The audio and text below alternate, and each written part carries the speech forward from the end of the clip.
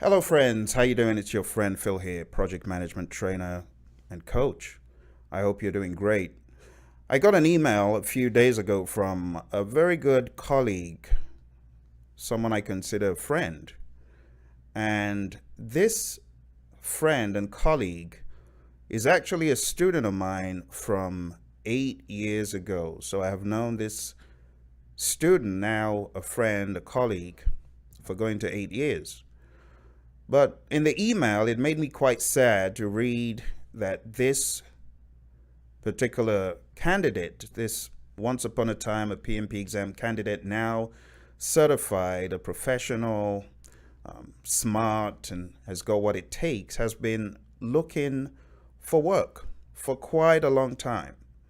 So I thought the best way to tackle this will be to create a series of ideas, which I'll put into these videos and share with this friend of mine who for the past 8 years has been a great ally and someone who I could count on.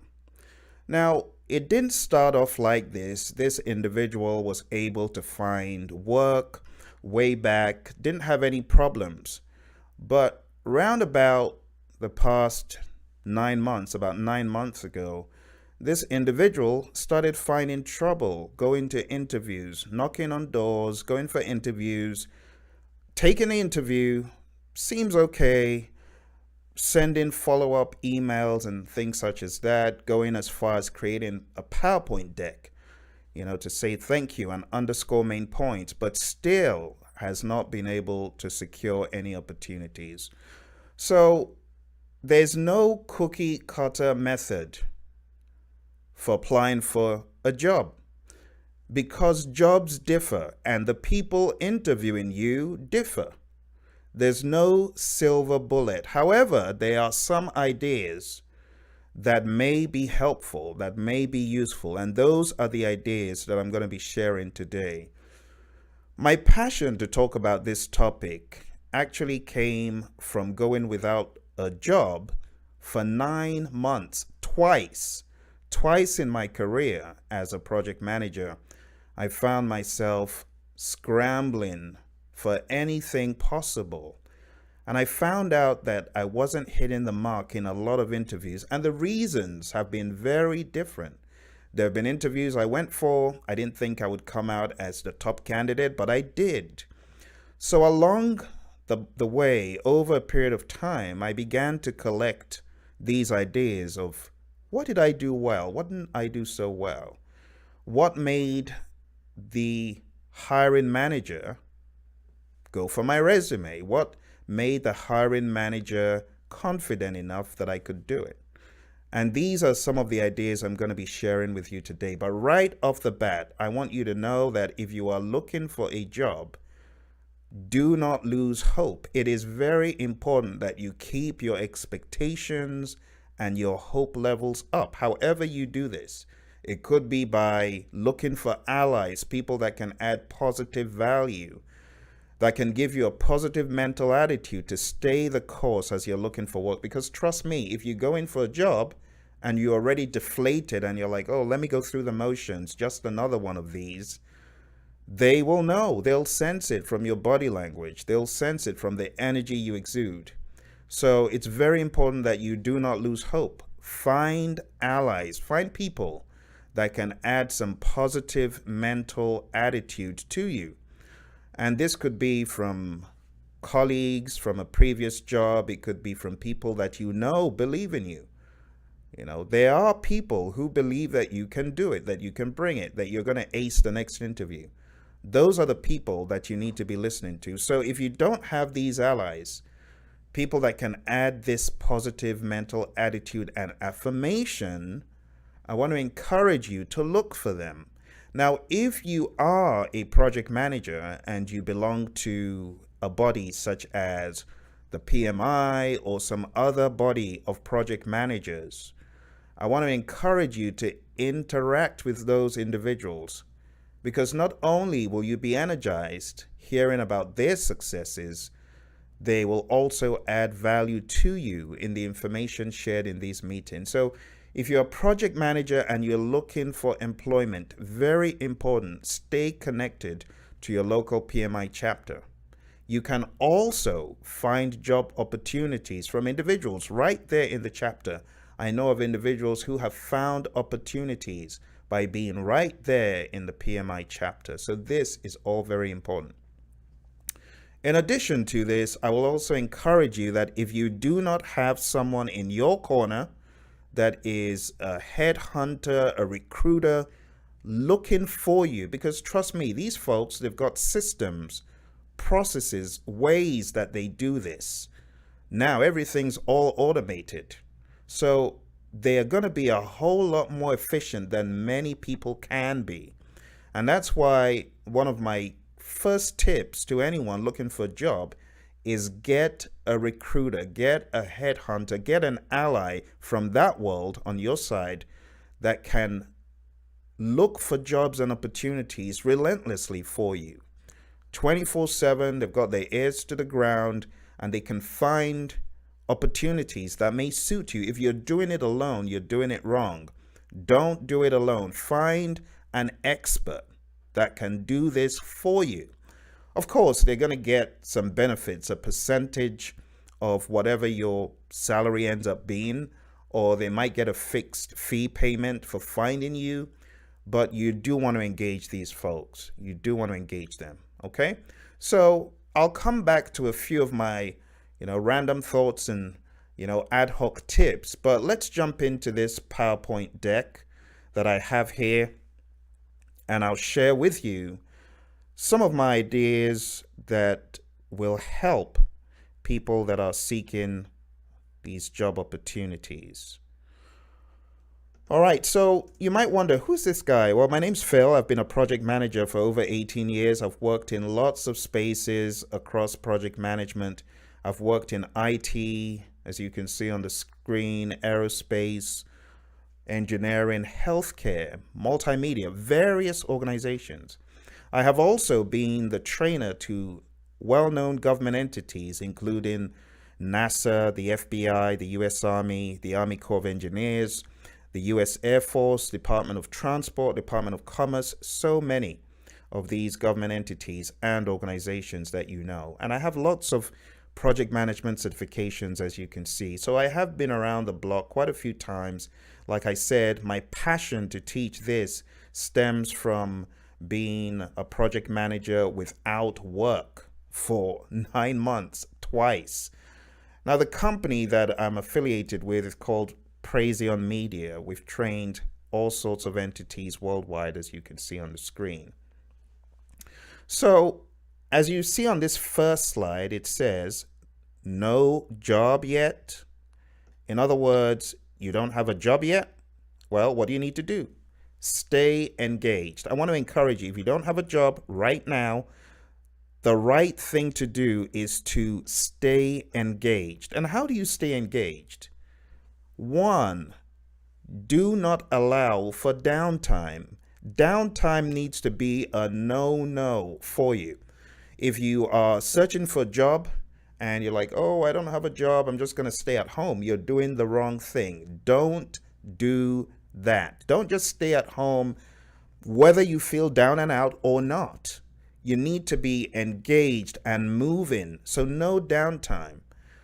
There are a variety of things you can do right off the bat. If you're looking for work, first of all, you want to volunteer, as you can see from this second bullet. You want to volunteer. You want to volunteer your efforts, volunteer your time, volunteer your energy. Why? Because it keeps you in that zone of hope. It keeps you in that zone of motion. It keeps you in that zone of being determined and being focused, having a near time goal and having a long time goal at the same time. You might say, but Phil, where am I going to volunteer? Well, my suggestion would be a variety of things. Whatever keeps you moving and in motion with as low cost as possible, do it.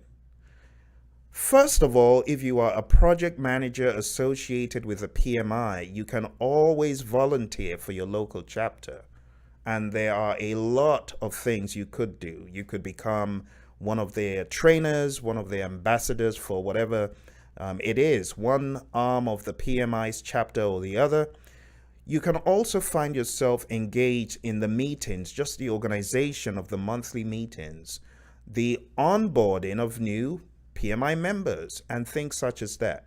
It will keep you in the zone of hope, and it will keep you in momentum. It will keep that momentum going for you instead of just being home and just looking for jobs all around the clock. It will also give you a nice distraction from that, because the law of diminishing returns kicks in, and that's why I say allies are important. So while you've got people looking for work for you, the recruiter, the hirer, hiring executives that know how this stuff works across various firms, you are keeping energized and in the zone by being a volunteer. You could also volunteer for nonprofit organizations that do things such as feeding the hungry, clothing people that have no clothes or find it difficult. Your local Salvation Army is also a very good place to start.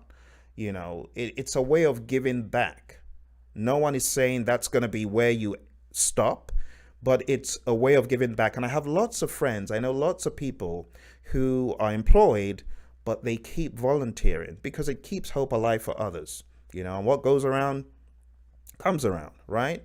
So whether you're doing a nonprofit, whether you're feeding the hungry at a soup kitchen, or whether you're involved in some greater cause for others, I would say keep that going. All right. Next, additional courses or certificates. There are lots of opportunities to gain knowledge at low cost. It just takes knowing where to look.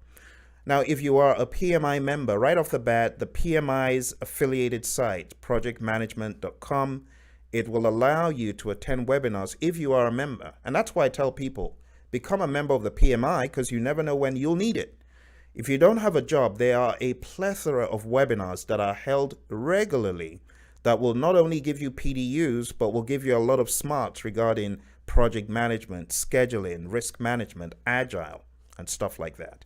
So if you haven't joined the PMI as a member, now would be a good time to do that, because in times where you're looking for jobs, the projectmanagement.com site can be extremely valuable, even when you are employed.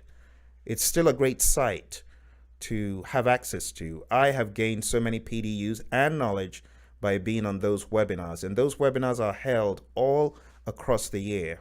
So you definitely want to tap into that. There are other additional courses and certifications you can look into. It might be at your local community college or elsewhere online. But think about that. Think about tapping in to the value of that. I've been a lifelong learner. I continue to be. One of the portals I've subscribed to, to get additional knowledge is Masterclass. I have a year subscription. Now, when Herbie Hancock put out his piano jazz tutorial on Masterclass, I was one of the first people to go through it. And if you're keen enough, you'll actually see one of my reviews regarding the course. So I was one of the first to come on board. I'm always trying to learn. I'm learning a ton of things from different people. And I would recommend, if you are experiencing any downtime, Masterclass may be a good place for you to begin to get additional knowledge. Maybe even outside of project management, but just relating to some additional skills that you have. It keeps hope alive, it keeps you in the zone, and it keeps that momentum going. So however you can go for additional courses or certificates, do that. The next thing is become a teacher of what you know, okay? Teach what you know. A lot of people, they're without jobs, but they are so intelligent and smart. Just like this friend of mine. This friend of mine is so gifted in many areas. And I wonder, why not start teaching what you know? What you know about psychology, what you know about project management, how you've seen project management being applied to the healthcare industry or to engineering. Your own unique niche of project management. How about sharing that in an organic, non-PMBOK, non-threatening way? Because The PMBOK guide is a big book, right? The project management body of knowledge guide is a big book. Now, maybe you're not in project management, you're in a different discipline, you might be in HR, you might be a car mechanic, whatever you are, find a way of passing across information and knowledge. It's going to keep you on your A game such that when you get into an interview, all that stuff you know, it's going to be right there at your fingertips. So my encouragement to train goes beyond just helping people. It's also helping yourself. So begin to add value to people. Whatever it is there is no rule about sharing it. There are so many available opportunities. Social media for one, Facebook, right? Mr. Zuckerberg hasn't said, you cannot teach on this platform if you don't have 3 PhDs. No. You can go on your Facebook right now and speak to the world. You'll be helping others and you'll be helping yourself. So I want to encourage you, share what you know, whatever your field of study, whatever your field of interest. Maybe you're a nurse. It's how to be an RN. There are a lot of people, tons of people trying to become nurses. Wouldn't it help if you shared your story, So share your story. And last but not least, I just say write a blog. At a minimum, write a blog. Just start a blog. There was a colleague of mine right here in the office a few years ago that came to me and said, Phil, I don't even know what to do. I don't know where to start. And I'm like, why don't you start a blog and begin to encourage people? So she started a blog, and the blog became extremely successful, affected many people and given many people hope. And it was more like a family-oriented blog, with her kids and her family and what was going on. But it really went far and wide, and began to establish her on the map. Now she's almost an Instagram superstar of sorts. So you never know where the beginnings, these humble beginnings, are going to take you. So I want to encourage you, go through these top things. Don't allow for downtime. Volunteer. Additional courses or certificates are always good. Teach what you know. And write a blog. Okay, so if you are not engaged in a job, maybe you are, these could be valuable pointers for you. I call this different strokes for different folks. Why? Because conditions differ from job to job. There is no one size fits all. And this is something I want you to be aware of. If you've been looking for a job for a long time and you're getting into discouragement mode, just know there's no one size fits all. You've got to use everything you've got to get the position. And that includes intuition. Some people say, oh, it's spooky, Phil. There's no such thing as intuition. Even Jack Welch of GE, he talks about going with your gut. Because going with your gut is priceless, and it could save you your life in many instances. There's no spooky science to it. We're human, but there's also dimensions that are beyond the human dimension, believe it or not. So if you have this great deep feeling in you to proceed along a particular route in the interview process, if you don't do it, you're losing out on the power of intuition. So think about your gut, and when you feel that feeling to say something, to do something, do it. Because interviews are different. Job situations are different. I was amazed at an opportunity I had in a well-known Fortune 500 company. If I mention the name of this firm, you would know it right off the bat. It belongs to one of the richest people in the world. And I was applying for an opportunity in this firm. I had sent in all of the basic information that was asked for. And a couple of weeks went by and I didn't get any response, which is normal, right, in a job interview.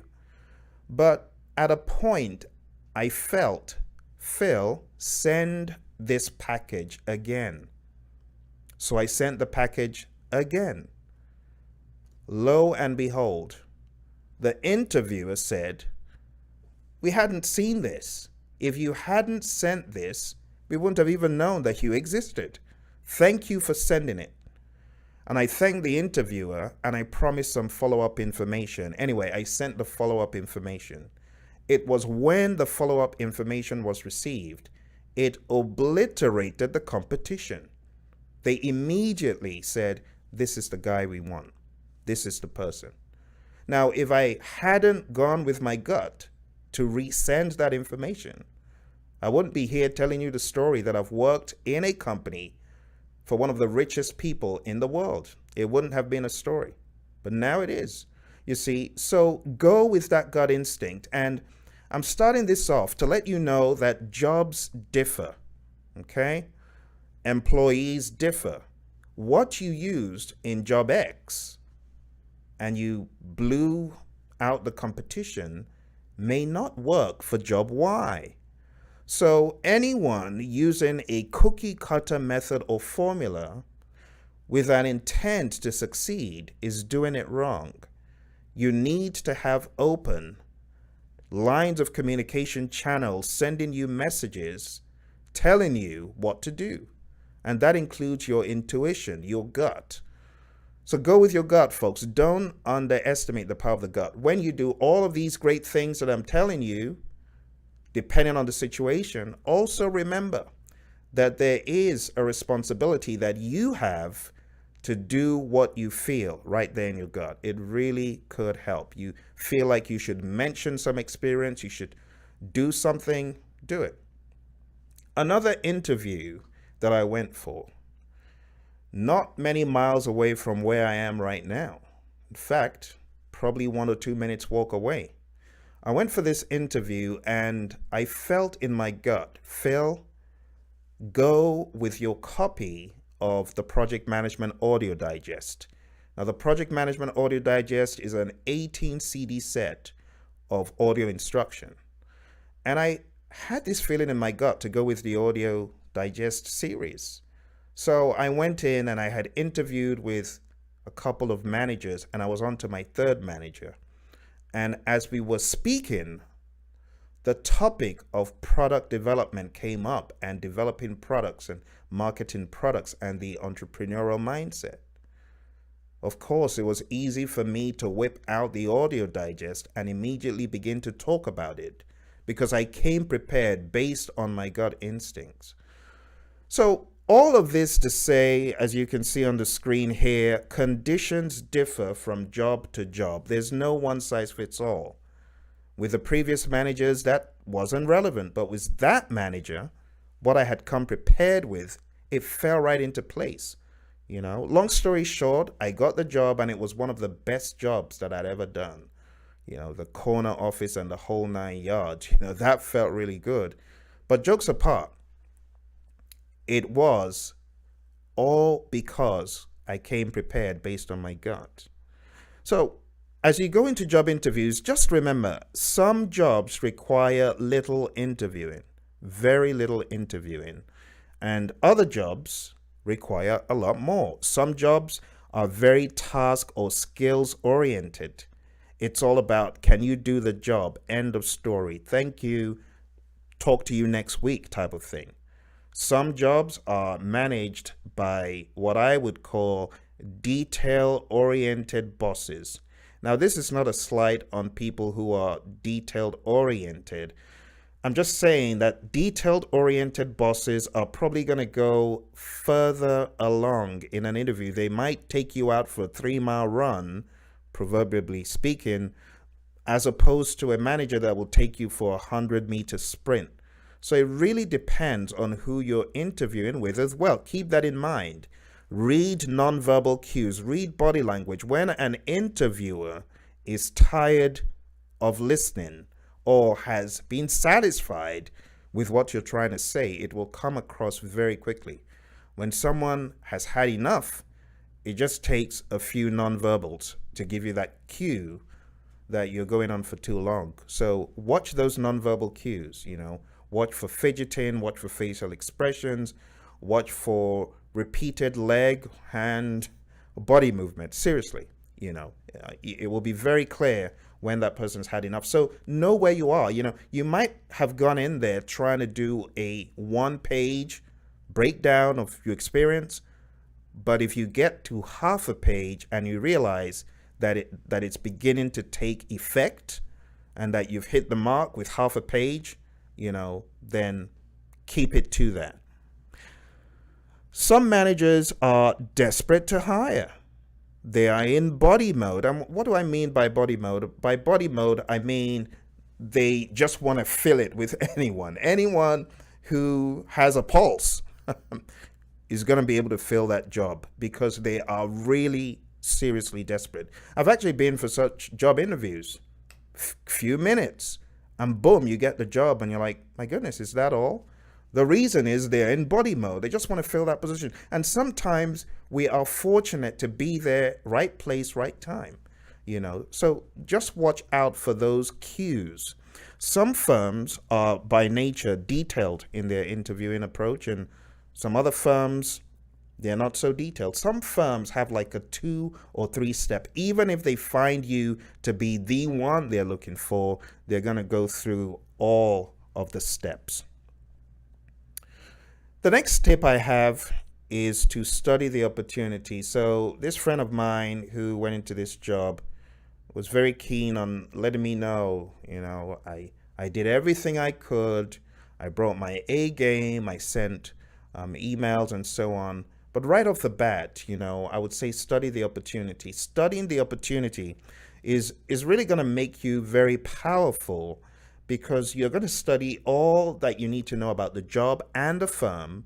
And when you're going in there, you already have that opportunity. You already know so much about the firm, so much about the job, that your questions and your conduct, it just becomes like you've been there, done that, when you know a lot about it. So first step here in studying the opportunity is, what is the opportunity in question? Try to identify what that is and ask yourself, am I really interested in this? Am I best suited for this or not? Some people are going for jobs that they're not very well suited for. For me, I would go for a project management role or program manager role. There's some roles I may not go for,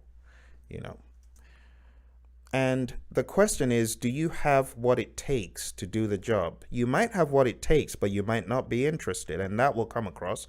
Or you might be interested and not have what it takes. But if you are interested and you have what it takes, that is the beginning of a good recipe. And such opportunities, I pursue them extremely, extremely vigorously.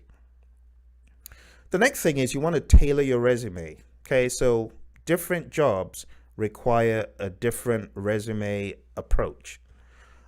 Some jobs you might be required to send in a 2-page, a 3-pager, even a 5-pager wouldn't be bad on some jobs. But some jobs, the moment you go beyond 2 pages, it's like, why? In fact, you want to follow the rule that your hiring ally gives you advice on. One of my hiring allies said, Phil, I love your 5-page resume, but it's too long. We need to shorten this thing to 2 pages. So I started crossing out stuff and Xing out stuff. And then I began studying the opportunity. I'm like, what they need is relevant to only about half of my resume. So I just whittled it down. I aggressively slashed a lot of the information that was not in line with the opportunity, and I got it down to 2 pages. And I've used this approach time and time again. Now, there have been some jobs I've left it at 4 pages, and I did get the job because these folks needed a lot of detail. They wanted to go through a ton of projects that I had done. But that is not always the case.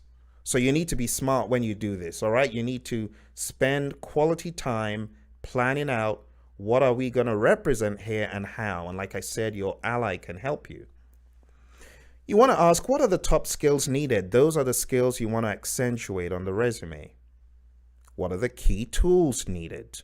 You want to accentuate those. If you're looking for a scheduler, well, you want to accentuate scheduling. If you're looking for someone who is a manager of people, well, those are the skills you want to accentuate. What do you have in your gig bag that is close to what is needed? I've seen this become so helpful time and time again. There are opportunities that I've ended up winning where I did not have exactly what they were looking for, but I had something that was close or related to it. For instance, I talk about this on a previous call. There was a job that I went for, and they were looking for someone with heavy test script and heavy use case writing abilities. And I didn't have that, but I had something that was close. I had been into web design and I was CIW certified, and I decided to upplay that, and it came into play in the resume and in the interview. After going through the resume, well, I see you don't have this and this.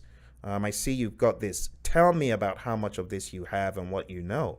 And at the end of the day, that was part of what helped me, and I've used this in different interviews to go beyond what do we want versus what do you have? Is there any correlation? I talked about how I went to the interview and they were talking about product development. On which products have you ever developed a product? Well, I had one right there. So it wasn't the product that the company specialized in, but it was something that was close enough because it had the hallmarks of what that company was involved in the production process. So if you don't have exactly what they're looking for, look for something that is close, that you can at least use to bridge that gap, and look for some form of common ground. Next point is have variations in your resume lengths. Like I said, it could be 5-pager for one job, a 2-pager for one job, a 3-pager for another. Just make sure you've got those variations and use them, appropriately. So now I'm going to give you 10 key tips for your next interview. And this friend of mine, I don't know if this friend of mine is watching at the moment, but when you do watch, I hope you find these useful. Okay? Before I hop onto these 10 points, I just saw a chat come in from one of our users here. And Jamia says, hey there, I have experience with leading my own projects, but want to work as a PM at a company. I'm a young woman and it's hard to break into the industry when men don't take us seriously. Will the PMP license help me with marketability and credibility? And I'll tell you right off the bat, I'll just tell you my story, Jamia, and thank you for sending this in, Jamia. Jamia, my experience as a project manager was thinking I knew about project management. I had managed projects at a well-known bank, in the UK. So I thought I knew a thing or two. And a few years, fast forward, I found myself in an interview in front of interviewers at a well-known shipping company. The yellow and the red, you know who they are. Found myself in this interview, and honestly, I couldn't bring it. It was a disaster. It was a failure. You know why, Jamia? It was a failure because I was not properly equipped. And of course, I very quickly lost respect and any credibility that they saw, because they obviously saw, oh, this person has a master's degree and has studied project management in his master's. Little did they know I was clueless about the PMI, clueless about Prince 2, and when it came to Microsoft Project, my knowledge was very limited because I was used to doing things, just doing them without knowing what they were called. So when they began calling out specific things in the world of the PMI, the world of Prince 2, the world of Microsoft Project, by name, talking about things like resource loading, things that I knew, but I didn't know what they called them in the professional world. So I learned my lesson, Jamia, that in order to bring it in certain interviews, you need to go equipped. You need to go armed to the teeth. I was in another company, well-known airlines company, and the questions were coming directly like a cutout from the PMBOK guide, from the Project Management Body of Knowledge guide. If I did not come prepared, it would have been curtains. It would have just been, a bloodbath. Seriously, it would have been like the interview with that shipping company. But in this particular instance, I came knowing my stuff, and I'll just say that it is unfortunate, that there are people who are ignorant in many firms interviewing people, and they have no regard, for people. But that is not the case in every firm, and I'm sorry to hear that you experienced, that wherever you've interviewed at. But these days, people know it's not about gender. It's about what you've got up here and what you can do. So companies where they have that approach, you don't even want to work for companies like that. You don't even want to be there. I remember listening to one of Jack Welch's CDs where he was talking about a particular lady who went for an interview, and the culture in the firm, it was just a turnoff, to be honest. And at the end of the day, even though she was awarded the job, she decided, I don't want to be part of this firm because their culture does not fit the person I want to be. It does not match with what I want to be. I don't want to be in some old boys club. I want to be in a place where I can grow and thrive. And as a result of that, she turned down their offer and went elsewhere. And I want you to know that going into an interview, you want to go in confidence. You want to go knowing that they are not doing you a favor, right? They are not doing you a favor. You're doing them a favor. You got to believe in what you have. If you choose to stay in a place and you've got substance and you've got what it takes, you need to go in with that mindset, that attitude. I'm doing you a favor being here. I could have been elsewhere. I could be in other firms. That needs to be your mindset. I'm not telling you to say that, but that needs to be your mindset. Know your net worth. Know what you're worth in terms of you being there. And I'm not talking about know your net worth money-wise. I'm talking about know your net worth in terms of value that you can bring to the firm. You can bring a ton of value. You can save a ton of money. I speak to project managers all over the world, and I am amazed at how many of them are bringing tremendous monetary value, but making pittance compared to what value they're bringing.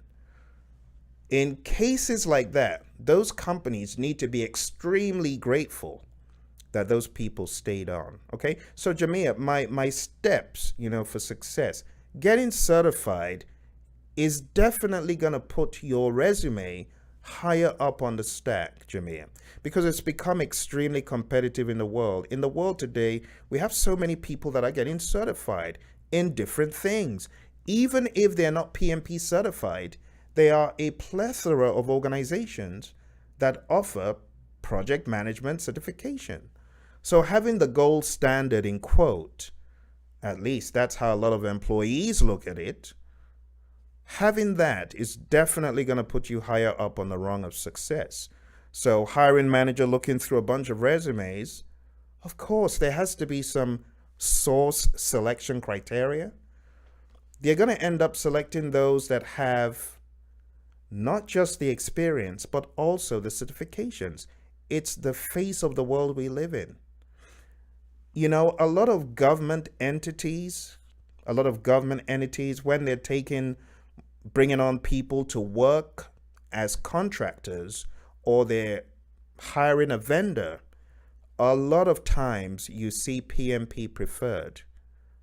It's amazing. Even in the United Kingdom, I was taking a look at the job boards, and I do this regularly, and I couldn't believe how much a certified project manager could make. I'm like, where was I back in those days? Or where were these jobs back in those days when I lived there? Because the amounts are, compared to what I was doing then, they are just like night and day. Project managers who are in the right place at the right time, bringing their A game to the interview, can earn a ton of money, a boatload of money. And like I said, know your worth as you're going in, okay? So don't feel like they're doing you a favor. Feel that you're bringing something to the table that should make them listen up.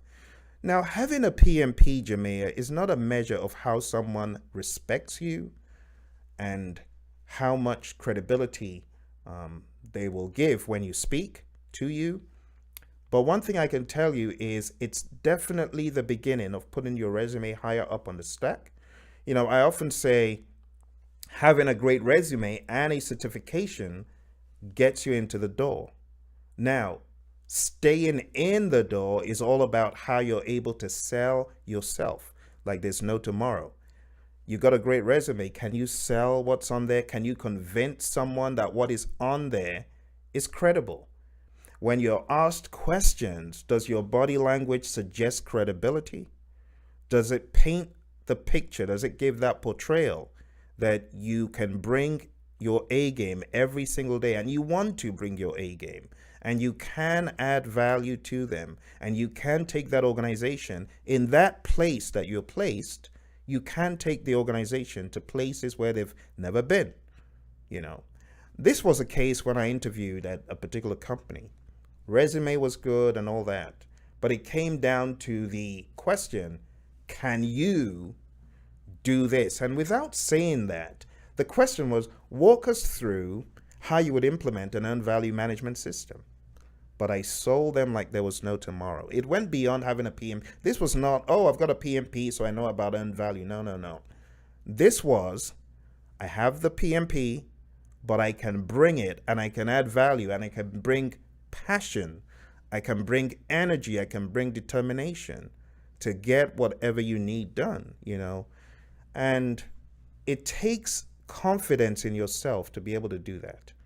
So, Jamia, my suggestion to you, to break through this is to get good, not just in project management, not just in becoming PMP certified, but you got to be able to sell yourself in such a way that if people are listening, they immediately know that person knows what he or she's talking about. They immediately know, yep, she's got it. She can bring it. I trust her judgment, So that would be my advice to you. If you've got any further questions, please feel free to drop them in the chat and I will continue answering them. But thank you very much. That is a very good question indeed. Because a lot of PMs, they think, oh, I've got the PMP and that is the end. No, that's not the end. That's the beginning. That's going to get you in the door. What will keep you in the door, what will keep you staying there in the building on the next go round is your ability to sell yourself like there's no tomorrow. Okay? So here are my 10 tips for your next interview. Let's take a look at these really quickly. So 1, live in their world. What do I mean by live in the world of these people? Well, if you're going for an interview, it is extremely important that you stay in the world of the people that invited you for the interview. Your answers, your demeanor, your approach should map directly back to the organization that you're interviewing at. You should be able to live in their world such that you're speaking about things that truly matter to them. You're speaking about topics that are going to add value to you as a candidate being in there, because it's going to marry directly back to what they are interested in. People who talk about stuff that the interviewer has no business knowing about, they are not living in the world of the interviewer. You want to live in the world of the company that you're interviewing for. Next thing I would say is your words. Words are powerful, but in addition to words, you also want to think about tone of voice. Tone of voice can be even more powerful. Words are great. Tone of voice is very powerful. That didn't sound very powerful, did it? Tone of voice is extremely powerful. It is. Tone of voice accounts for 38% of the message. Words are just 7%. And guess what? Body language accounts for 55%. So if you're going for an interview, no one wants someone who is dishwater dull, deadpan serious, unable to emote, unable to bring it. Now, some organizations may not be all that gung-ho and, energy conscious, but a lot of firms are, a lot of people are. No one wants an employee that will suck the life out of them. They want people who are energy bringers, energy givers, people who are engaging, people who are interested, people who can bring a smile at the right time to the conversation. So you got to look and you got to mirror whoever is interviewing you. Mirroring is very important.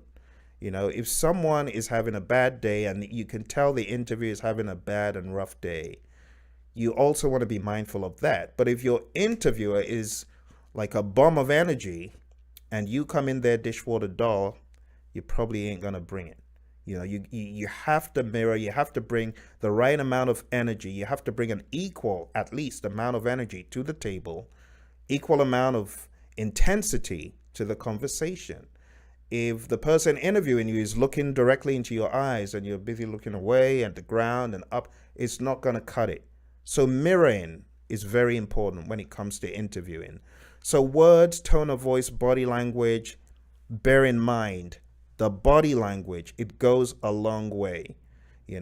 Sitting upright, being like you are in an interview that really matters to you is very important. So you want to take note of these things. Words, tone of voice, body language, let them all align. In order to do this well, though, you might want to practice a few times in front of a mirror. Practice speaking to yourself. Look at yourself in the mirror, talk to yourself, go through the rituals, and become a very good presenter of your resume. That's what you need to do. Become a great presenter of your resume. Bring the right energy. You want to bring the right energy to the table. Like I said, no one wants someone that will suck the very life out of them and the organization.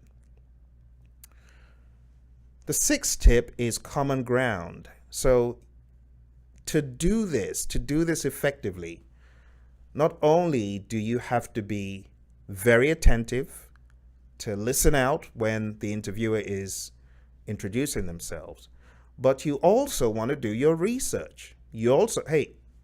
Social media is one of the best things that you could use to your advantage. Because guess what?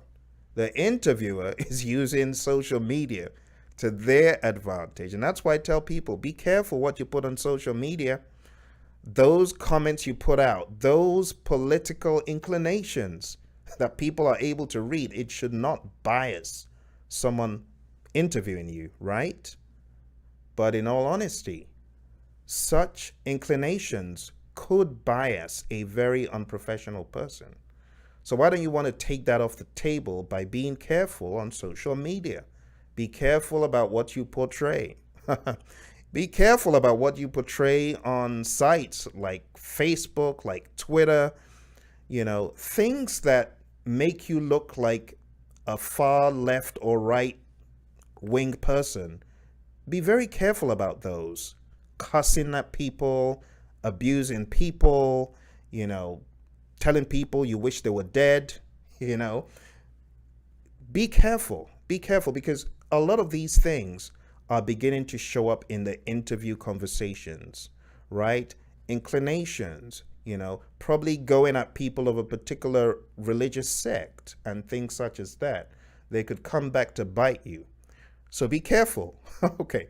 With that out of the way, you can find some common ground if you do your research on things like LinkedIn or other social media. Now, understanding the background of the person interviewing you, what they really do in their job, not their job title, because job title is always all well and good, but what they've done in the past, these are things that could help you find common ground to accentuate in an interview within reason. Because the people interviewing you, guess what? They're doing their research as well. And things that they find that may be incriminating, that may make you look like a fanatic of sorts, you want to be careful about things like that. But to your advantage, common ground can work. Finding that commonality academically, finding that common ground professionally, places they've worked, things they've done, these things, they can help. And I speak from experience, these things do help, they really do. So connect on common ground, okay? And be careful on social media. That should be a point of its own. Next thing is keep it simple, sir. keep it simple. Keep it as simple as you possibly can. Bear in mind that the people interviewing you for the rocket scientist job may not all be rocket scientists. For that reason, you need to meet people where they are, depending on the interview. Because when you go in for an interview, you've got different people you interview with. And the reason why many teams introduce a lot of team members is for everyone in their own world of influence to get a feel for this person. Can this person interact with accounting? Can this person interact with their subordinates? And things such as that. So be careful, when it comes to making things very technical. You don't want to make it too technical if you're not with a technical person. If you're with someone who is not necessarily the head rocket scientist, you want to make it as simple as possible, just to give the person enough information to know you understand your field, but definitely not to give them a lecture on physics or something. My 8th point here is experience. So experience is very important. Jamia asked a very good question earlier, talking about experience on your personal projects. And my advice to anyone is, if you've got experience that relates to the job, why wouldn't you use it? Why wouldn't you talk about it? Because it's going to keep you in the door. Things that you've done that you can liken to your present day job aspiration, you definitely want to use that. Okay. The next thing is inspire. Okay. You want to inspire whoever is interviewing you. And this is very important. You may not think you could inspire who you are interviewing with, but I want you to know that you absolutely can. About 9 years ago, was it 9 years ago? 8 years ago, 9 years ago, thereabouts, I went for an interview right here in this town, and I thought I did really well.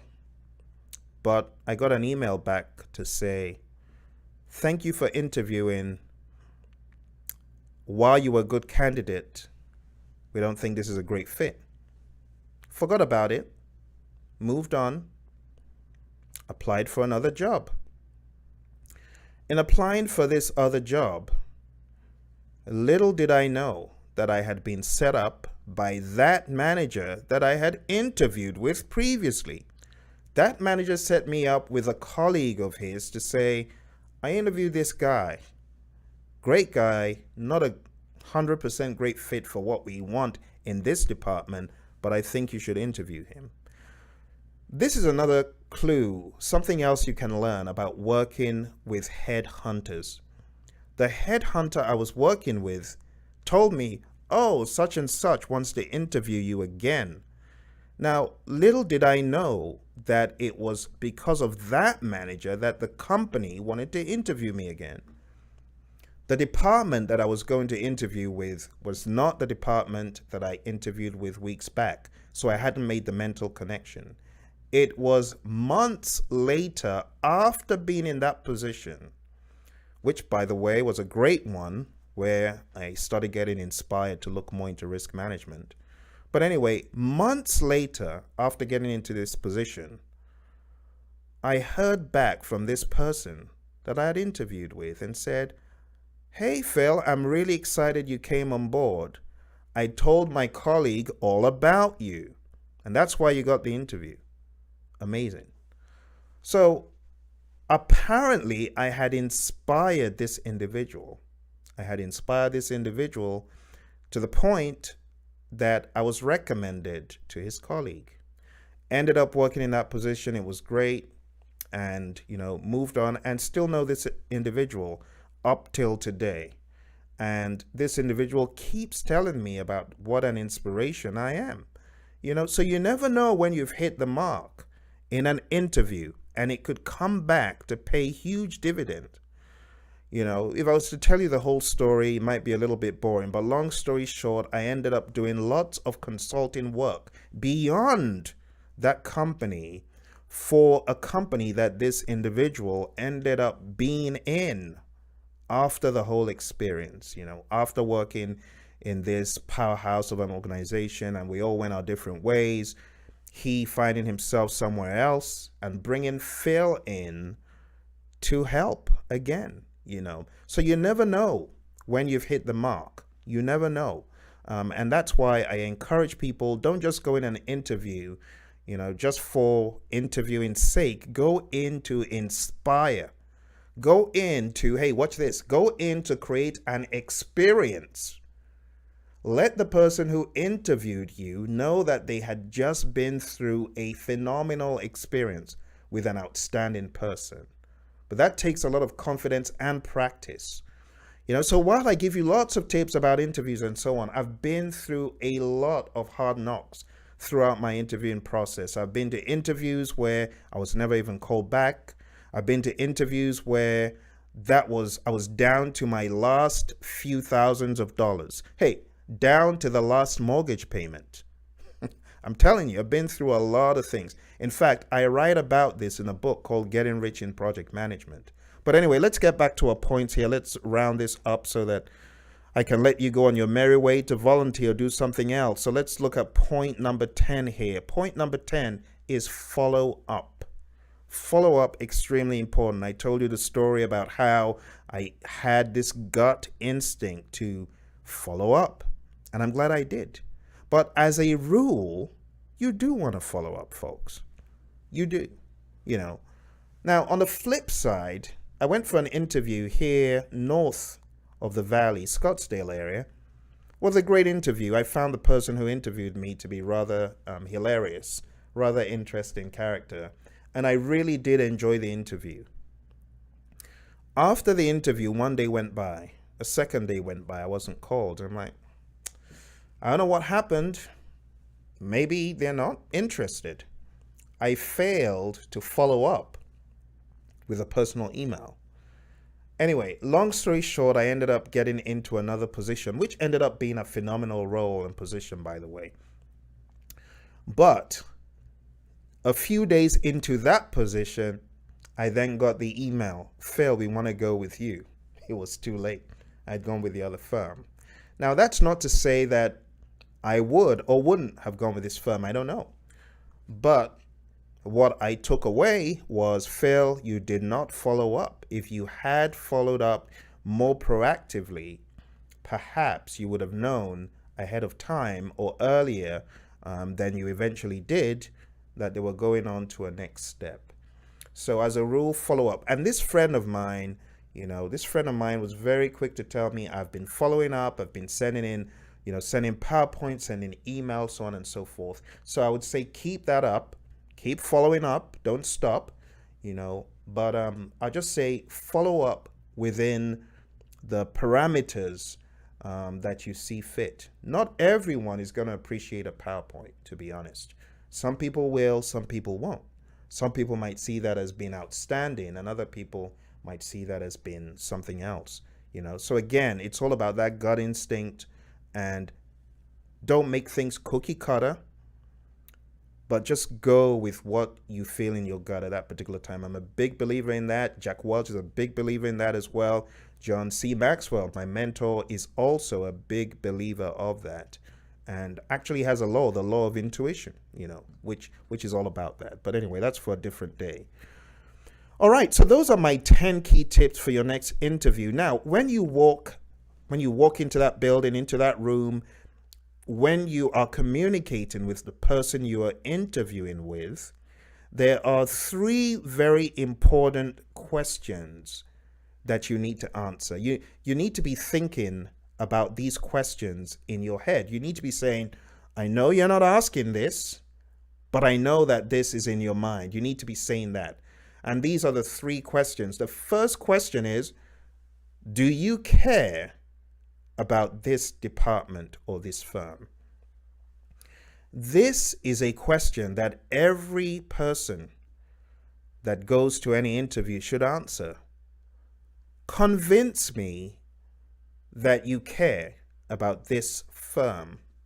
Convince me that you care about this department. I went into a company to train a few months ago, and I had done all my homework about the firm.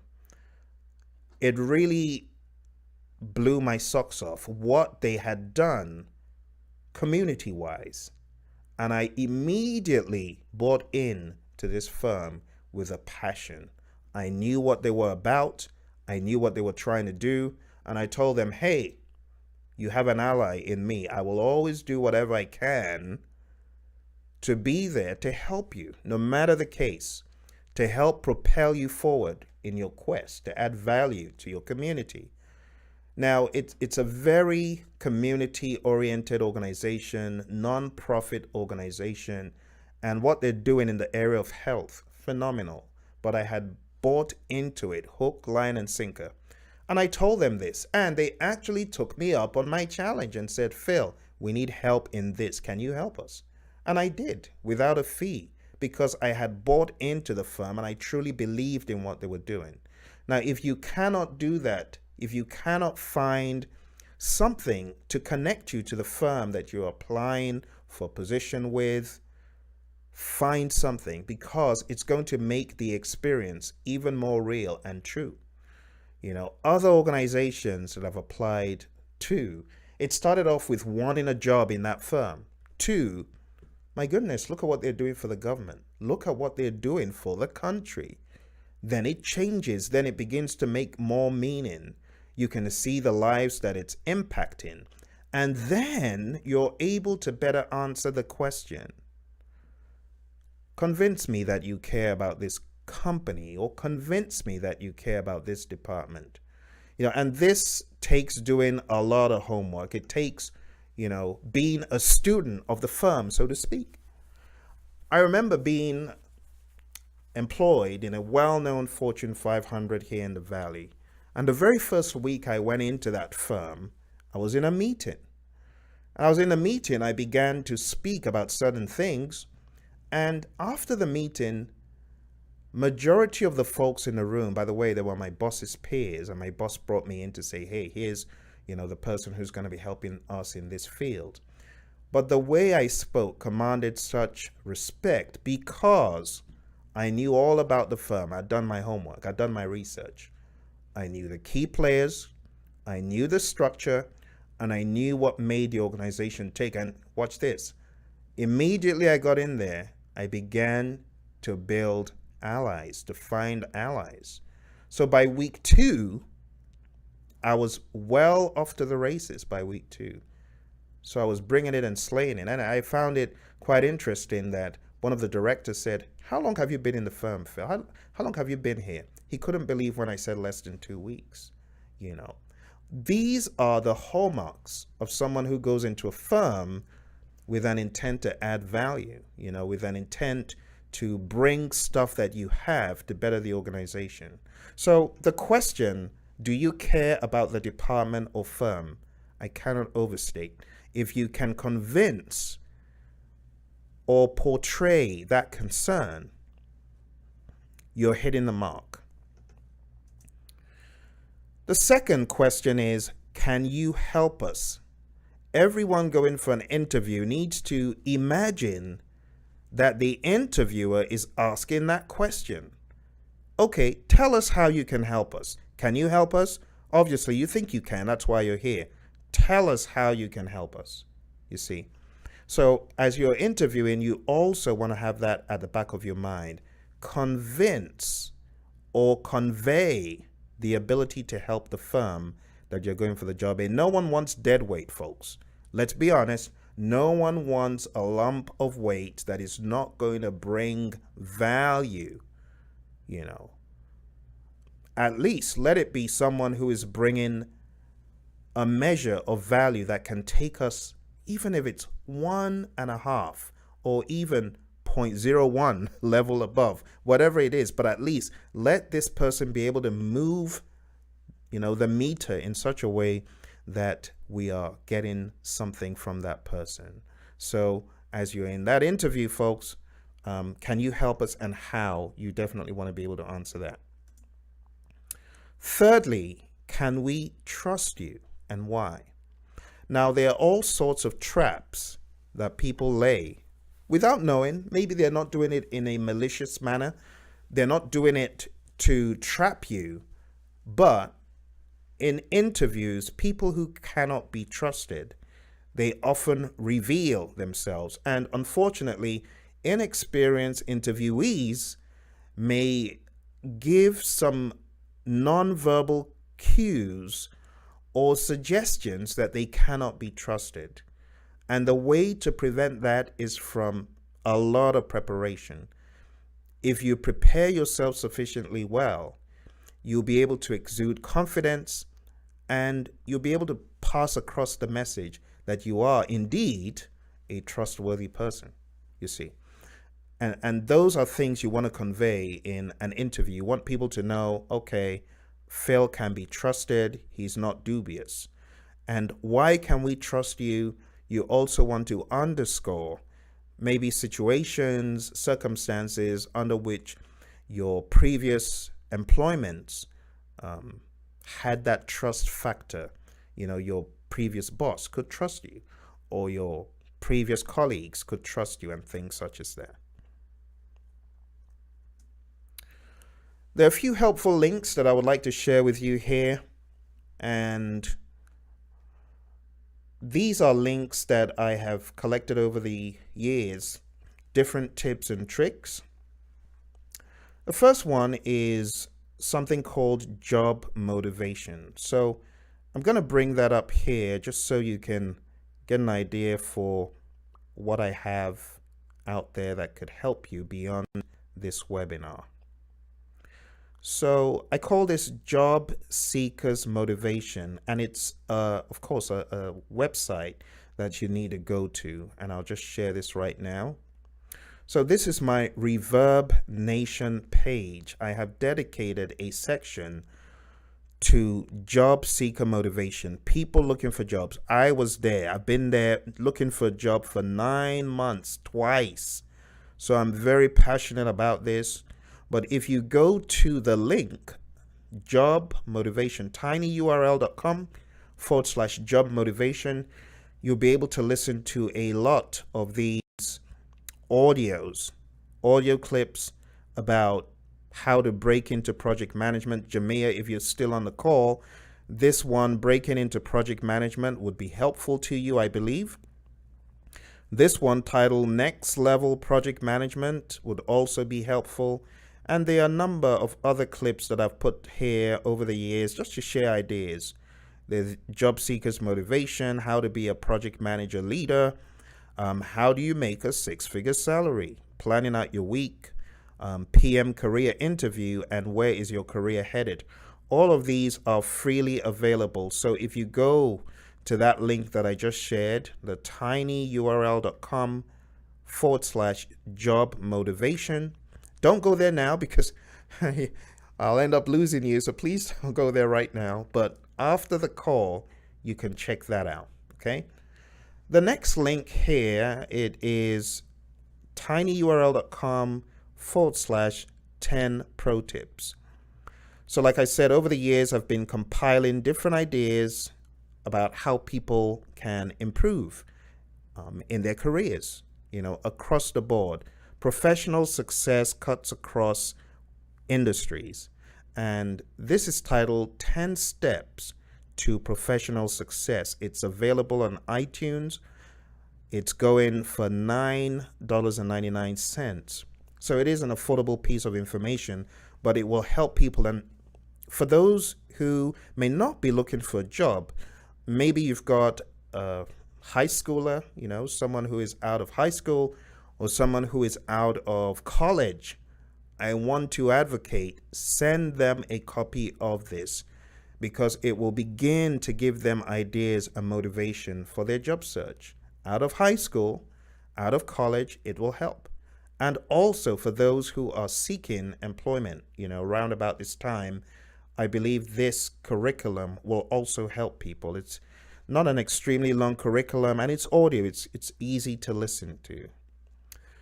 The next link here is tinyurl.com/getting rich in PM. So this is a book I wrote following lots of heartache looking for jobs, not being able to find jobs, and then boom, getting, you know, perfect opportunities, and then going without a job, and then getting perfect opportunity again, and eventually deciding to focus fully on lots of entrepreneurial ventures.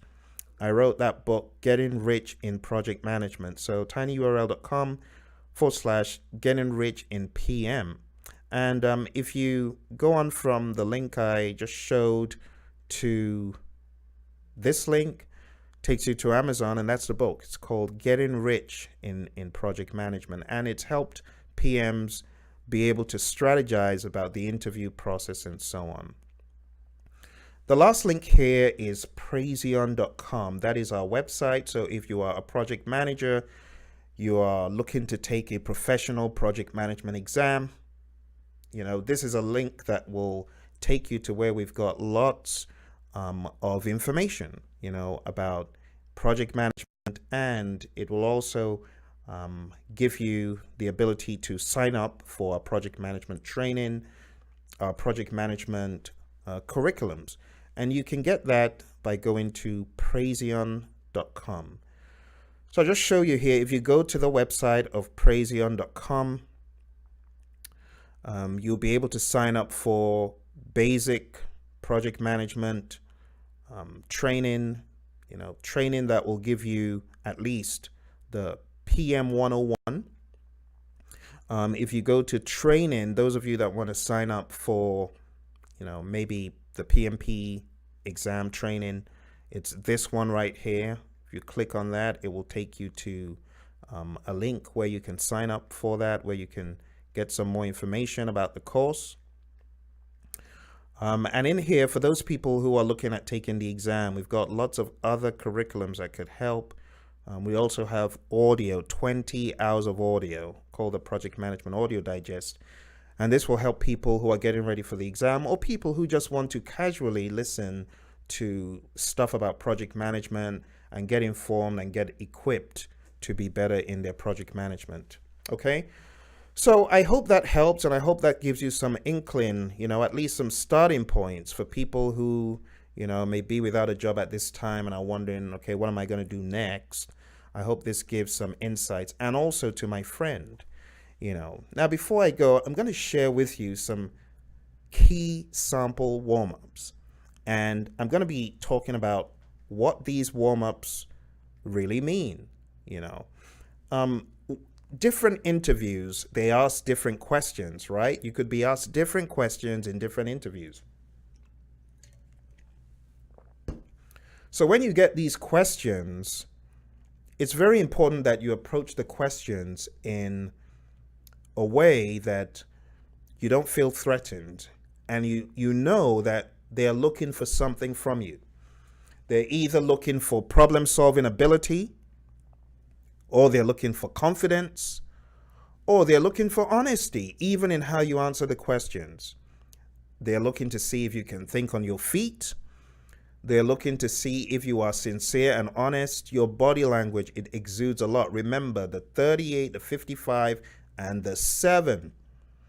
Professor Emeritus Albert Mehrabian did this experiment at UCLA. Those were his findings. In your interview, where you are sitting right there face to face, be aware body language is giving off a ton of information. Body language is telling them more than your words. Tone of voice is also telling a lot more. If your hands are shaking, you might want to be careful about putting those in view of the interviewer. Why are Phil's hands shaking? Is he lying? What's going on? You want to be very careful about your body language and what your body language is telling. So anyway, these sample warm-ups, these are warm-up questions that I think may be of value to my friend and other folks who are looking for that job. So you enter a building with 3 doors. One is glass, one is wood, and the other is granite. Which one would you choose? And then when you tell the interviewer which one you would choose, you may be asked why. Now, this type of question is not for anything scientific or spooky. It's just to see if you can think on your feet and your problem-solving abilities and how you follow through with an idea and why you follow through in a particular way. But there are interviews where I have been asked really outrageous questions similar to this without going into the details. All right. But the reason why you're asked these questions, just bear in mind, is they are trying to test how well you think. There's a particular interview I went into, and it had something very similar about walking in and finding these items on the floor, and they're this color and that color, and which one would you choose and why? And I ended up answering the question to the best of my ability. Long story short, I did get that job. It was that same job, that same manager where I told you I took in a product I had developed. It was that interview. So my ability to rationalize and follow through obviously hit the right mark somewhere.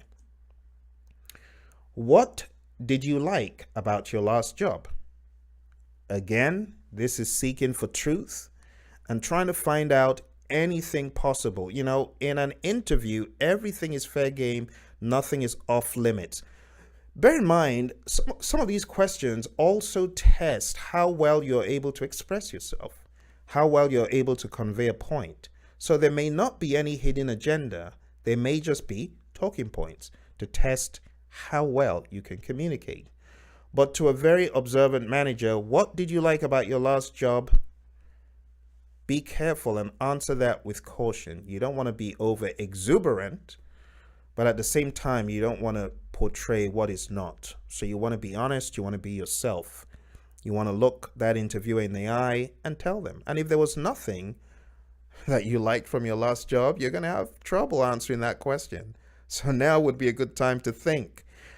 Why are you applying for this role?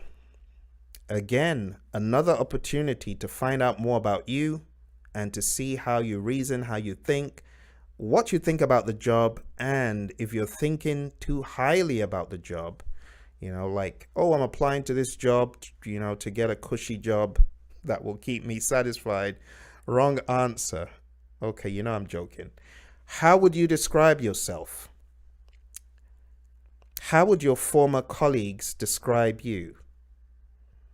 And what else should we know about you? What motivates you? So again, we come back to this. What motivates you? Tell me a little bit about you. All of these questions, there may be nothing spooky. There may be nothing, you know, dubious about these questions. These questions may just be talking points of sorts, things that are going to help people know a little bit more about you. So my suggestion would be, you know, to probably rehearse, you know, these questions, you know, being able to think on your feet, being able to pass across whatever is in your head to the people interviewing you is really going to help. It's really going to help you. So let's get back to it.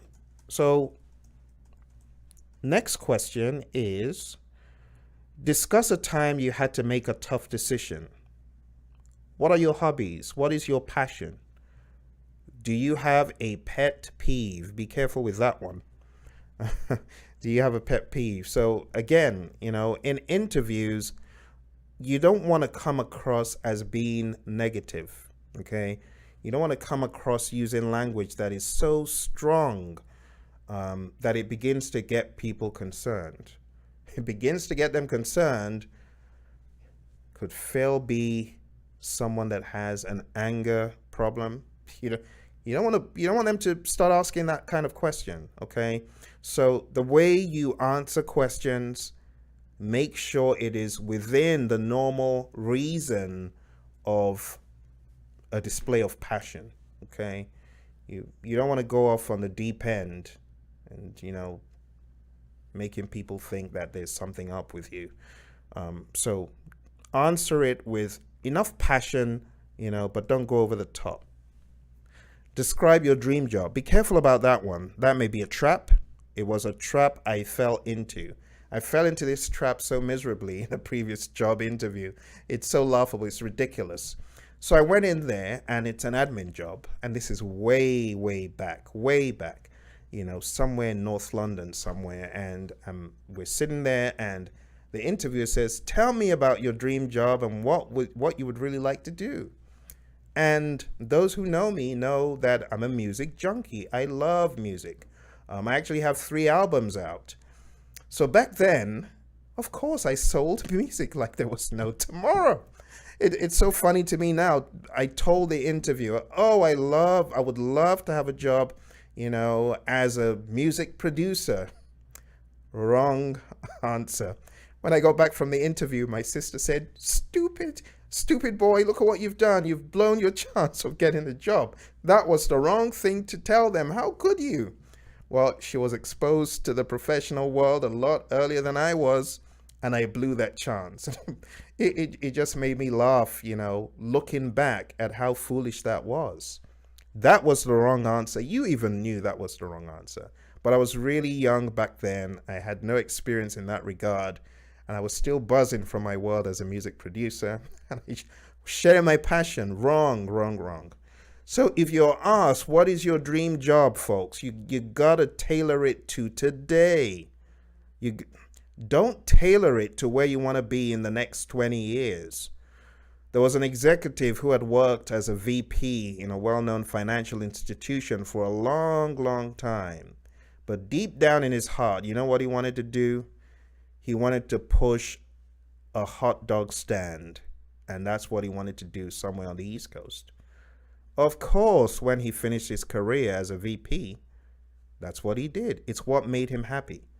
But that would have been the wrong interview question or answer to give to that question.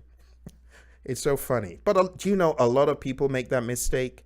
Now, while it may not be as drastic as the foolish mistake I made, you still want to tailor what is your dream job to where you want to be, because you're being hopeful that you can find yourself in that organization.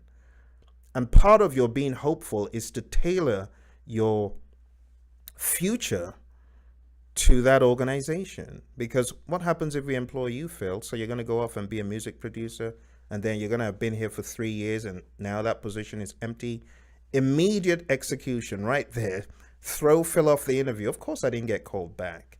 And it's the same way people will judge you in any interview. If they ask you your dream job and you paint the picture, you want to be, the CEO of the organization, you can be sure that may not be a very good answer. Now, with that said, in some organizations, hearing that you want to be the CEO could actually be something that the interviewer wants to hear about, and may say, wow, this guy is hungry. Let's give him the job, So I'm careful not to give you a cookie cutter method, but within reason, don't go off on a tangent talking about your 20-year, 25-year vision. That may be the very wrong thing to do. All right, next question. Why should we hire you? You got to sell yourself like there's no tomorrow on this one. And when I say sell yourself, I'm not saying go off to the loony bin end. I'm just saying sell yourself like you are really passionate, like you really know what you've got, like they should be doing themselves a favor by hiring you. Okay, you got to bring that passion, you got to bring that energy, you got to bring that zeal. Go there to sell yourself like you absolutely want the job. Discuss how you would set up an earned value management system. That's one of my trick questions when I interview project managers. It's not a very nice question, because if you don't know earned value, you're just going to have to tell the truth. And that's what I'm looking for you to tell the truth, to say, Phil, I don't know about this, as opposed to trying to paint a picture when you've got no clue. That's why we've got expert judgment. So if you're asked a question and you don't know, just say, I don't know. But this was a question I was asked in an interview as a project manager after the PMP exam, and I had to bring it.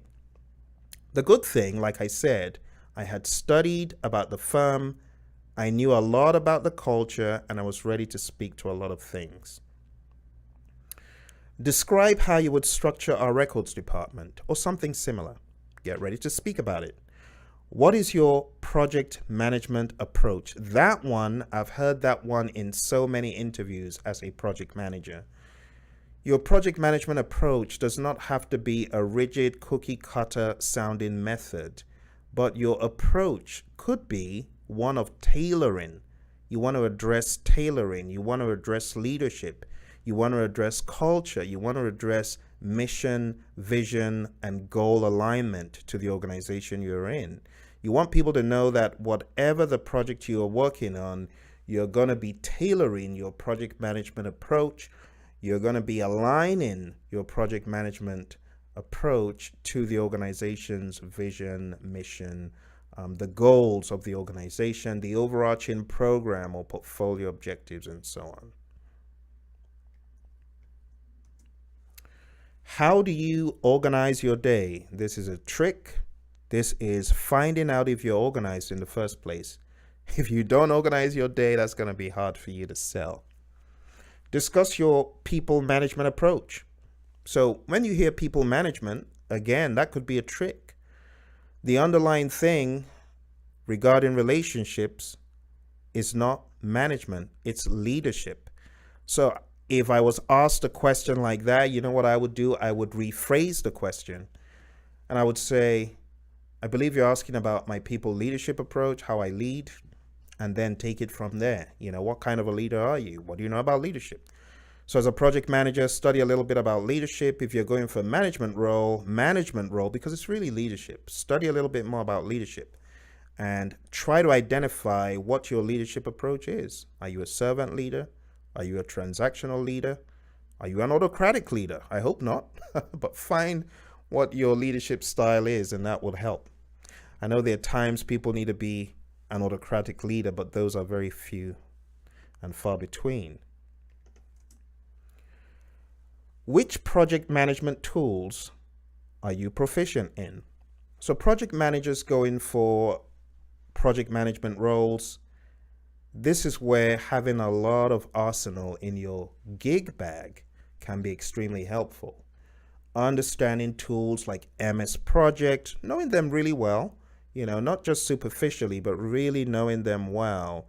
If you get a chance to learn any of those core project management tools that are being used, even simple old Excel, hey, those things go a long way. There's some jobs where Excel is like the holy grail. I mean, it's being used every single day. It's very needed. And that's why I tell people, take a course in this stuff. You know, try to get good, try to get better. And also in Microsoft Project and any of those other tools that you hear about. You know, these days, SAP is just huge. It's massive. You know, I know people whose job is just to train SAP. That shows you how massive it's become. So if you've got an opportunity to learn that, do it. How about things like Six Sigma? At least a green belt. You know, if you've got an opportunity to do that, do it. Black belt, even better. You know what I'm talking about? So these things, they really help you in the long run. And how comfortable are you with unknown technologies? Well, we know that technologies are left, right, and center these days. You know, it's almost hard to be a project manager without being comfortable with some form of technology these days in many companies. I'm not saying all, but in many companies, being IT savvy is becoming like, you know, the new standard, the new normal.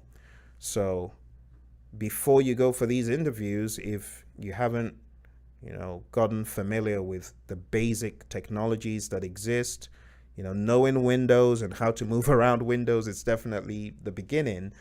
But now it's getting into knowing how to use technologies that revolve around mobile devices and stuff like that. Not being able to program, but just being able to operate standard programs and, you know, standard things like that. It's becoming the new normal.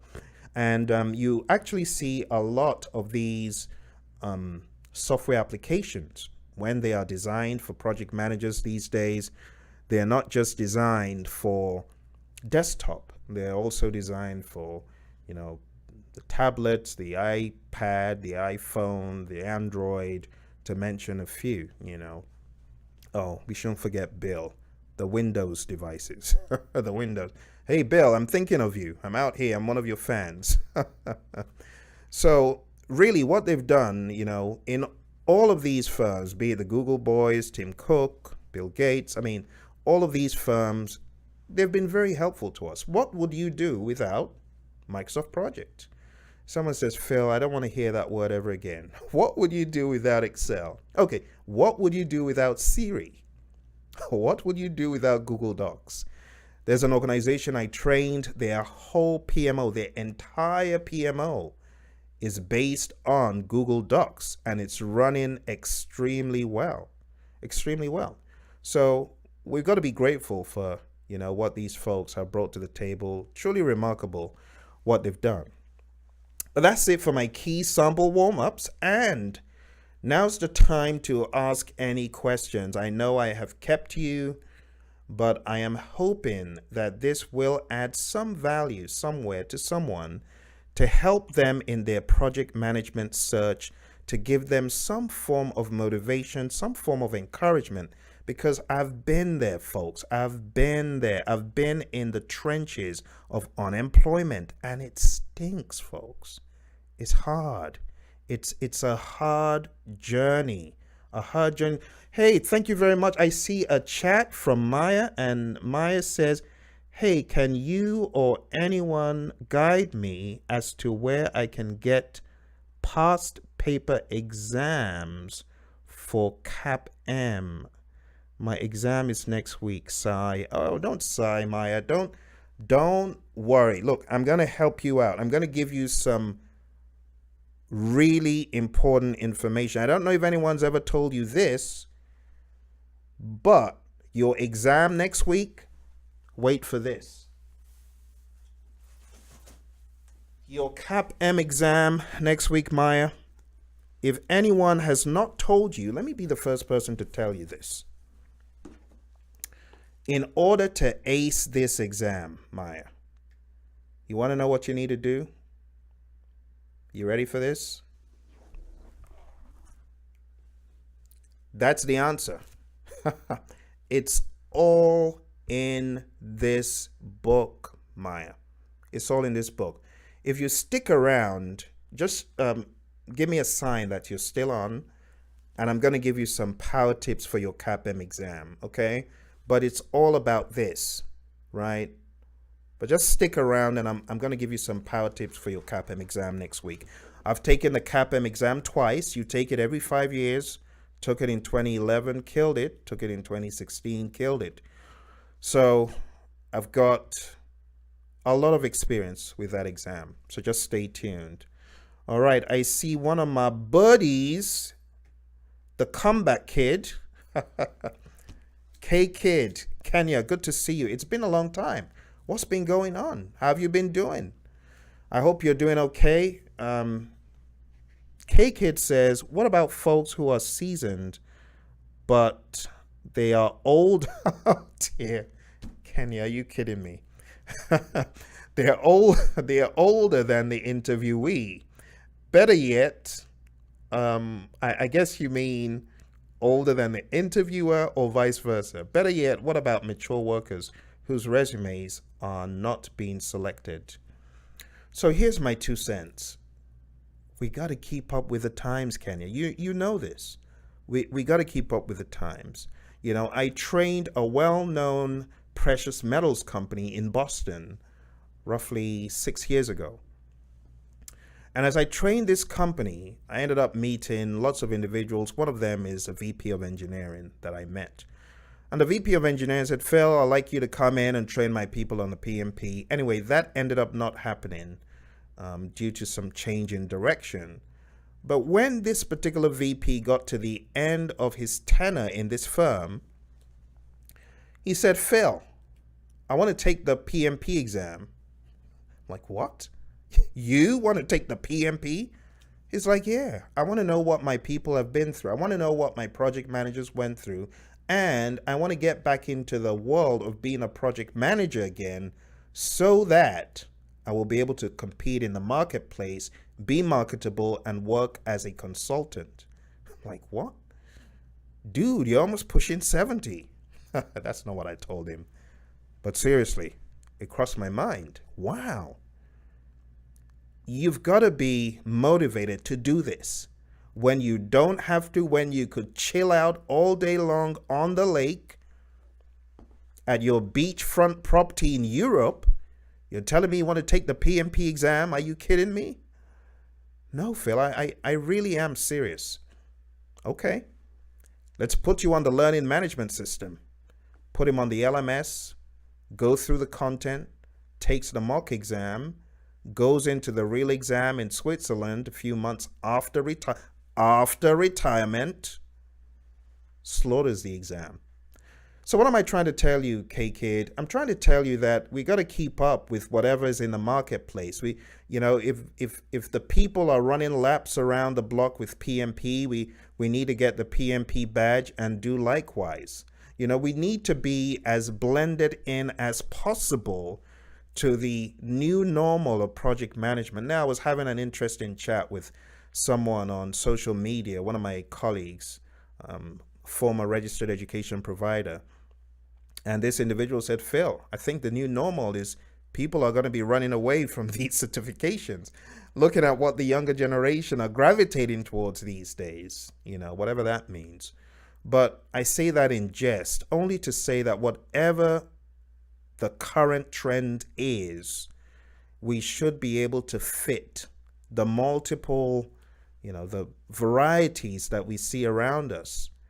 If we need to have an all-inclusive, I just call it the project management ecumenical mindset, which means I can blend into this, that, or the other. That's the mindset we need to have. We need to be able to blend into agile today, blend into fully plan driven tomorrow, blend in wherever and however we need to be relevant, K-Kid. So you're in the right zone doing all of this. But let me address the first one that you asked. So you asked the question, what about folks who are seasoned? So age, honestly, age should not be a barrier. And if age is a barrier to anyone, it's unfortunate. They really need to examine themselves. For me, if I was interviewing someone, the overarching question is, can they bring the value to the table? And let me just go back, K-Kid, because I think we can really underscore these questions that I asked earlier on, the three overarching questions I asked, that anyone who is interviewing you is really going to be thinking. Let me see if I can get that slide back up. But, the question is, do you care about the firm? Do you care about the department? Can you convey that? And can you help the department? That is also something you want to bring up. Oh, I've gone too far. So let me advance again and show you these three questions that I covered. I believe it's after this. There we go. All right. Do you care about the department or the firm? So let me share this so you can see it. Do you care about the department or firm? Can you help us and how? And can we trust you and why? So K-Kid, if you can answer those questions and if you convey that, anyone who is, not considering a candidate older than them, significantly older or significantly younger, they're violating the code of ethics. And I don't even want to work for such a firm anyway. But I would also say blending in to the current project management landscape. I know people hate that. They're very antagonistic towards the PMI. They think the PMI is a ridiculous organization. Some people say, oh, the PMI, because the PMI is in cahoots with the government, that's why, all sorts of crazy stuff. But in my mind, it's what is current, what is happening in the marketplace, and are you staying current? If I'm going for a job where there are 10 PMPs and they are all as proficient as I am, I have a lesser likelihood to get that opportunity, like it or not, because they are as good as I am and they've got a certification on top. We got to remember that these people interviewing, they're human as well, and they're also going to be looking, for the interest of the firm. Okay, if we put Phil on a resume next to this person is outshining Phil, so let's go with that person. That kind of thing. All right. K-Kid, you also said, how can I get past the ATS step? I need to get past the scanning tool. Oh dear, the scanning tool employers are using. So K-Kid, I find what you said in the beginning humorous, but I'm a bit sad seeing the sad face and unemployed. So K-Kid, it's about many things, like the things I've talked about so far. And I'm not sure when you asked that question. I wasn't taking a look at the chat then, but I'm hoping that some of these things that I've mentioned are going to help you. But I just hate seeing that. So the ATS step, it's all about the right job, Kenya. You got to be in the right job application. You need to be applying for the right opportunity. If you're not applying for the right opportunity, no matter what you do, you might find yourself hitting a brick wall, And that's why I would say, look at the opportunity. And if they so much as mention XYZ required and you don't have XYZ, it could be a tough sell. Okay. I usually advise people at a minimum, go for CAPM. If you cannot go for the PMP, go for the CAPM. The CAPM is not the ugly child next to the child shining bright. It's an equally formidable certification in the right hands. You put it in the right hands, I tell you, any of those CAPMs, they can sell themselves and the PMI like there's no tomorrow. They can sell what they do to a recruiter. I had one of such students who took the CAPM. She sold herself like there was no tomorrow to the recruiter, such that the recruiter ended up hiring her in a well-known government entity here in Arizona. At the end of the day, she ran that job so well that she ended up getting promoted and promoted. The 5 years of CAPM ended up running out, but she brought it. She delivered. She got promoted so highly. She got to the point, she said, oh, Phil, my 5 years have run up. I need to either get PMP or take the CAPM again. And I really need to check in with her. So she got certified in 2010. Her CAPM expired in 2015. I wonder what she's doing now. I need to go check up on her. But all of that to say, it's not just about the certification. It's how formidable of a candidate you are, So, Kenya, I would say at least start off having some form of project management certification. And we can start working on this all over again. We can start working on this, building up to the point where you at least get the CAPM, have that on your resume, and see what it does. But I think we need to have some conversation outside of this to take it to the next level. So what did you mean by ATS, Kenya? If you're still on, can you chat in and tell me, what does ATS, what's that acronym?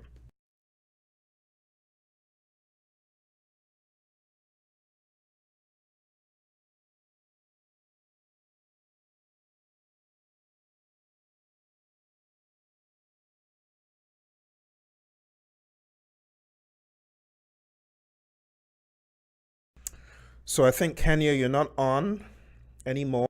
Am I right? Kenya says, I do network and will continue to, but no, Kenya, that is the wrong attitude. You're not old. Old? What are you talking about? What's that? Age is a number, Kenya.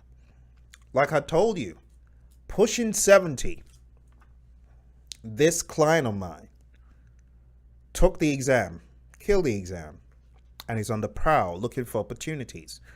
So don't feel you're too old. Hey, positive mental attitude. You want to be thinking, I'm not too old. I can take any of you youngsters around for 10 laps and I'm still on the track doing what I need to do. So don't have that mindset. The mindset you want to have is, I'm not old. There's a perfect opportunity waiting for me, and it's my job to find it and convince the employer that I can bring it, that I can deliver. So first of all, I think having that mental attitude first is key. And then doing the things I talked about, being active, don't be dormant, volunteer, and keep on bringing you. Don't be discouraged, Kenya. Seriously. There is a position that has your name written all over it. You just need to find it. I strongly believe that. I strongly believe someone as hardworking and smart as you has their job waiting, and I'll just say, in addition, if that opportunity is not coming full force real quick, we don't know. And that's why I say volunteer and stay engaged. But for you, Kenya, I'm giving you another level of thinking, another idea. Apart from being in the zone and, teaching what you know, begin working on your business. Begin working on a venture. Maybe it's a passion of yours. Maybe it's something you know, but it's something you can deliver. It's something you can bring, and it's something you can monetize. Don't wait for the opportunity to come to you. Go to it. Go to it. So the first 9 months I went without a job, I started a loops company. What is a loops company? Producing snippets of music, loops that I sold. And I did this for at least 5 years consistently. So while I went without a job, I reinvented myself by creating these loops and, starting an organization, a music firm that sold these loops on the web. And that was before the industry became saturated. Shortly after I started doing that, lots of other people came in and the industry became saturated. And I didn't keep up because I was already gainfully employed in so many organizations, so it ended up dwindling and coming to a halt. But I did that as a way of going to an opportunity with what I had. And then after that, my next round of 9 months without work, I decided to go full force into adding value to people by sharing what I could, about project management. And that's where I am today. My second bout of 9 months without work brought me to where I am right this moment.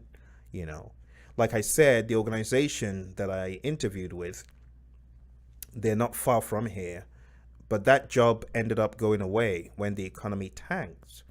And as usual, I said, what am I going to do? What can I do? All right, I'm going to start teaching people what I know, project management, Microsoft Project. In fact, I built a full curriculum, several hours long, of Microsoft Project during that downtime. And I never ended up selling it. I ended up pretty much giving it away to students and, but one thing I'll say is you need to go to where the opportunity is. So in addition to looking for jobs and volunteering and doing all this stuff I said, if you are entrepreneurial, think about what you could do, how you can monetize what you have. We have a student of ours, and some of you on the channel may have seen my shout out to that student, Yinka, who has a company that makes banana bread. Monetize what you have. If the opportunity isn't coming full force, don't give up on, the chance to monetize what you have. It could be a hobby, it could be anything, all right? But do it with an intent to show yourself that you are indeed a champion. I truly believe that, Kenya. I truly believe that. So continue networking. You're doing the right thing. Continue bringing it, and don't give up. Don't give up. So Maya, are you still on the call? Because if you are still on the call, I am going to give you some tips for your CAP M. If you are not on the call, however, I'm wondering if it would add value to anyone on the call to know about the CAPM exam, because we're talking about employment in general. So, Maya, are you on the call right now? I am going to probably have to do this in a separate video if you're not on the call, because I really want to add value to people. Okay, let me give it the benefit of the doubt. Let me say Maya is driving. Maya, your exam is going to be based on this book. You need to know this book inside out. What you do need to know, and I know you've got a few days, I would say focus on knowing all of the processes cold, ice cold, knowing all of the process groups, knowing all of the knowledge areas, and knowing all of the processes. And then go to the next level. Know all the components of your project management plan, all the components of your project documents, and then know the network of key outputs, such as deliverables becoming verified deliverables, becoming accepted. You'll be amazed. That stuff is going to be on your exam. Then the network of activities of WPD becoming WPI, becoming WPR, and where those go. That's important. Also knowing at a high level the sacred cows of the PMI when it comes to the tools and techniques. So I just say this very quickly. Page 686. Maya, if you're listening, page 686, 687, 688, all the way to page 694, Maya. You see, those pages contain some invaluable pointers to tools and techniques that you need to know for your exam. And I would say any of those tools and techniques that you see in only one process, make sure you know those extremely well, okay? So let's go to page 694 of the PMBOK guide, okay? 694, taking a look at the first three, okay? Schedule compression, only used in two processes. Schedule network analysis, used in one process. Source selection analysis, used in one process.